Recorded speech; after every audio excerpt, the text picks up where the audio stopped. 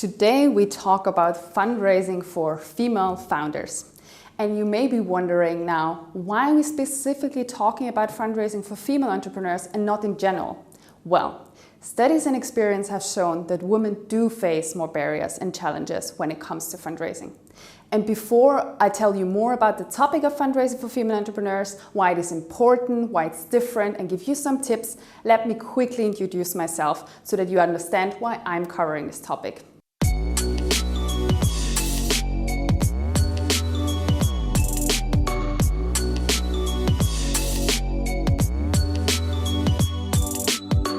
I'm Carina Klaffl. I'm the head of the startup Accelerator Grow F from Female Founders. And it's a 3-month program to get female-led ventures investment ready. We've worked with over 49 portfolio companies from across Europe, supporting them on their investment journey. Now, let's first talk about the status quo in Europe and Austria. The good news is Austria, and specifically Vienna, is already above average in Europe when it comes to female entrepreneurs. However, everywhere in Europe, we have the same problem. Female-led startups get tremendously less funding. If we look at the share of deals in percentage by founder composition in Germany in 2020, 86% of deals go to all male deals. 11% go to mixed teams, and like 2.5% go to all female deals. And these numbers are very similar all across Europe, including Austria. And this is just the share. Data shows female-led companies get less money in a round. But we also do know from several studies that diverse teams do perform better. Just to give you one insight, companies with a female founder performed 63% better than investments with all male founding teams from portfolio company at first round.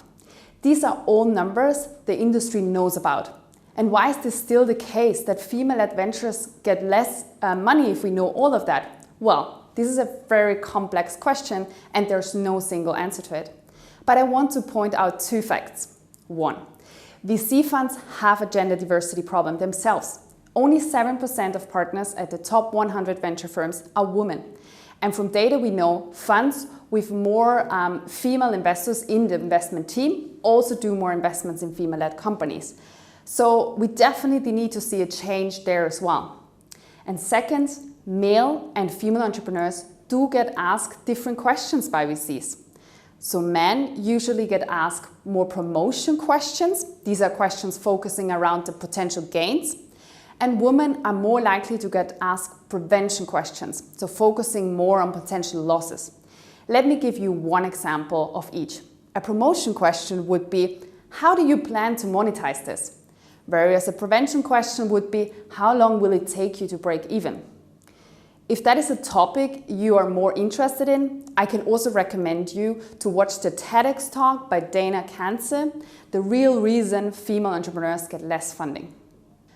So what must become clear after that is that there's still a long way to go. However, to all female founders out there and to everyone that wants to support female founders, there's something that you can do about this. And here's some recommendations from my side what you can do. The first tip is directly linked with my last argument about promotion and prevention questions.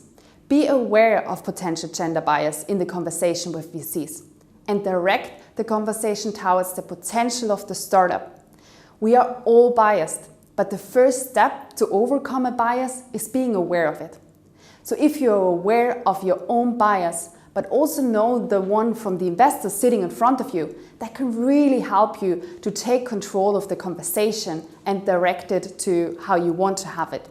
My second tip is about thinking big and thinking global. As a woman, we often tend to not allow ourselves to talk about our big visions. We often do not allow ourselves to dream big about our company becoming a major player in the global market. I highly recommend and encourage you to allow yourself to think big and global. Investors are searching for the next big company, and you have to be convinced yourself that your company will be the one that has tremendous impact in this world. My third tip is around being bold and realistic with the numbers you're presenting to investors at the same time. What we've seen is that on average female founders present more conservative numbers on future development. Remember to think big and also be bold in your forecast. However, there's a thin line between being bold and still having achievable goals. So also make sure that the numbers are realistic and be prepared to get the question and how you can achieve this progress. So my next tip is around making use of female networks and partners. So when we are working with our female-led companies in our batches, they are often unaware that one of the most powerful tools is to be connected to other female founders that are going through the same struggles with their company as a female founder. Next to be connected to other female founders, there are also many great networks and partners that support you in your challenge with expertise and intros. And the good news is there are so many female founders networks out there that want to support you. So really make use of these offerings, especially when you are a first-time founder. So currently, there's a lot of experienced founders, investors, and other experts that are on a mission to support female founders. And that is really something you can take advantage of. My next tip is something I have mixed feelings about. It's about getting a warm intro. VCs do prefer having a look at companies that come through a trusted source. They simply often don't have the capacity to look at all cold inbounds. You may be wondering now, from whom should I get this intro? I don't have like a strong network. Well, this is really where my last recommendation comes also into place. You can either get to a network or community, or what you could also do is reach out to a portfolio company of the VC, ideally also a female-led venture, and just basically ask them for a recommendation for this VC and also ask them if they can make an intro. My next recommendation is about getting mentorship from experts in the area. Do not be afraid to ask for advice and help. Feedback is tremendously important to all founders, so never dare to ask. But at the same time, we also know and we are also aware that women in general are over-mentored and underpaid. So really think about who do you need to go to for mentorship and where do you need to go for actually getting your money and getting funding. So don't be afraid to ask and say to an investor that you are open for advice, but at the same time, you are there for getting funding. And my final tip is you choose your investor for your company. Often founders forget that not only the investor will evaluate you and your company, but you should do it too. Is the investor aligned with your values? Can the investor support you with expertise or introductions? Is the investor serious about supporting you as a female founder? Do not hesitate to talk to portfolio companies and see if they're happy with the investor. And we had many women that did no longer want to talk to male investors as they felt misunderstood. And that's completely fine.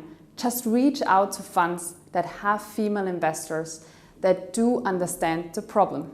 Last, I wanted to give also some final words to you.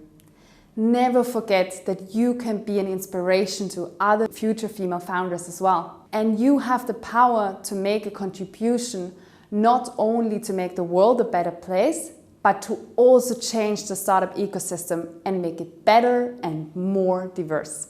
And if you liked the video, give us a thumbs up. You can see more of that content over here. And if you want to see more of these videos, go down there and subscribe to this channel.